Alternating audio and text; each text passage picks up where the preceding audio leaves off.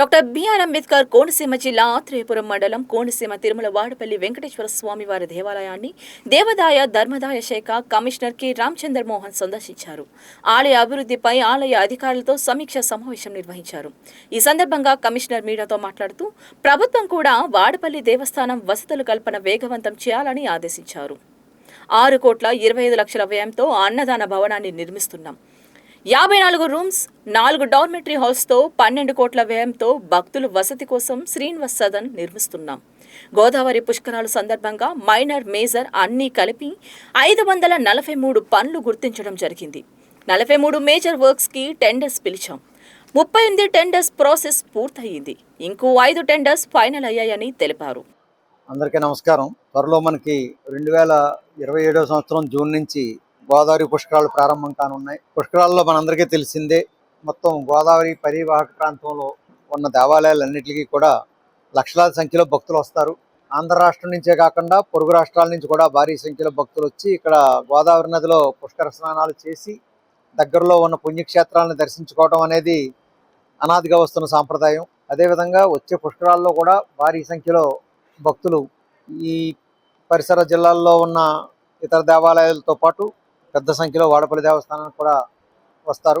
పుష్కరాల విషయమే కాకుండా ప్రతి సంవత్సరానికి కూడా ఈ వాడపల్లి వెంకటేశ్వర స్వామి వారి దేవస్థానానికి వచ్చే భక్తుల సంఖ్య విపరీతంగా పెరుగుతోంది. గత 2 సంవత్సరాల్లోనే భక్తుల రద్దీలో చాలా పెరుగుదల కనిపిస్తోంది.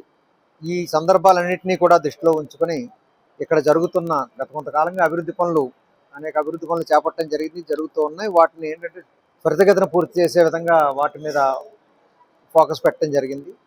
దానికోసం ఇతర దేవాలయాల్లో పుష్కర పనులతో పాటు ఇక్కడ కూడా జరుగుతున్న అభివృద్ధి పనులని సమీక్షించడం కోసం ఈరోజు దేవాదాయ శాఖ సాంకేతిక సలహాదారు గారు, అదేవిధంగా ఎస్సీ గారు, ఇతర సాంకేతిక సిబ్బంది అందరితో పాటుగా వాడపల్లి దేవస్థానాన్ని విజిట్ చేయడం జరిగింది. ప్రధానంగా ఇక్కడ జరుగుతున్న పనుల్లో 6,25,00,000 వ్యయంతో అన్నదాన భవనం నిర్మాణం జరుగుతుంది. అదేవిధంగా 12 కోట్ల వ్యయంతో శ్రీనివాస సదనం నిర్మాణం చేస్తూ ఉన్నాం. అంటే భక్తులకి వసతి కోసం. దాంట్లో 54 ఇండివిజువల్ రూమ్స్, 4 డార్మిటరీ హాల్స్ రాబోతున్నాయి. ఒక ఏడాది కాలంలో దీన్ని పూర్తి చేయాలని లక్ష్యంగా పెట్టుకోవడం జరిగింది. అది పూర్తయితే ఇక్కడ భక్తులకి కొంత సదుపాయం ఏర్పడుతుంది. దాంతోపాటుగా ఇక్కడ అన్నదానం విషయంలో ప్రధానంగా ఒక ఇబ్బంది ఉంది. విపరీతమైన భక్తుల సంఖ్య విపరీతంగా ఉంటుంది. అకామిడేషన్ వసతి సరిపోవట్లేదు అన్నదానానికి. దానికి కూడా ఒకళమాత అన్నదాన భవనం పూర్తయితే అక్కడ కూడా భక్తులకి కొంతవరకు మంచి సౌకర్యం ఏర్పడుతుంది. దాంతోపాటు 1,20,00,000తో ఇప్పుడున్న పార్కింగ్ ఏరియా ప్రాంతంలో ఆల్రెడీ అదంతా ఫిల్లింగ్ చేసి పార్కింగ్ సదుపాయాన్ని మెరుగుదల చేయడం జరిగింది. అక్కడే 1,20,00,000తో డార్మిటరీ కూడా ఏర్పాటు చేయడం జరుగుతుంది. అది కూడా త్వరలో టెండర్లు పిలిచి నిర్మాణం ప్రారంభించడం జరుగుతుంది.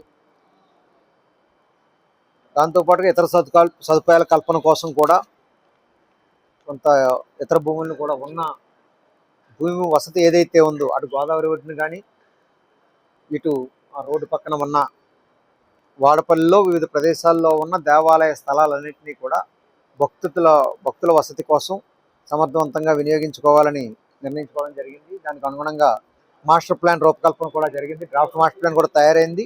దాన్ని సాంకేతిక సభ్యుల కమిటీ దాన్ని పూర్తిగా పరిశీలించడం జరిగింది.